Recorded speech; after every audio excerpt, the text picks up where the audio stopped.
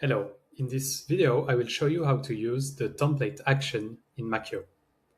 So first, let's start with a plain text template, and we will use a simple text template where we will include some dynamic data. This is what the template node is for. So here, the items in brackets won't be recognized as the dynamic value. So what we need to do is add a variable, which will be noted here as var1 and appear here. And we will drag and drop the dynamic data from our repeater item.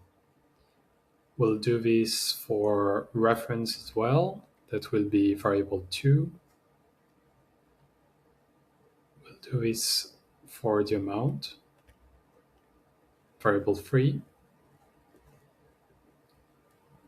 The status, variable 4,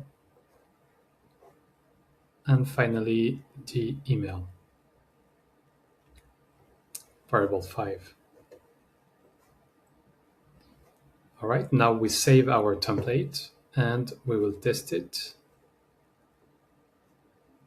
And we get an alert with the template and the dynamic data properly filled in.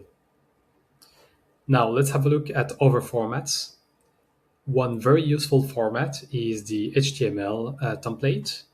So I have pre-filled this example. You can see the variable 1 all the way to variable 5 that are already filled in with the dynamic data. And this is HTML. Now let's see what this one does. It will create the template with the dynamic data and then send an email. Let's check our mailbox. And you can see we got an email which is nicely formatted because we were able to use HTML as a template to send this. So you can get creative with this, and you can pretty much recreate any kind of template through email or other means, through Slack or other messaging systems using this action. Now let's check the last one, which is the JSON format. And this is useful too, especially for API calls, because you can use a template that then you will include dynamic data in. And this can be useful for API schemas or to properly format an API call. So here I have pre-filled the variables as well, 1 to 5. And let's just check in the Makyo app.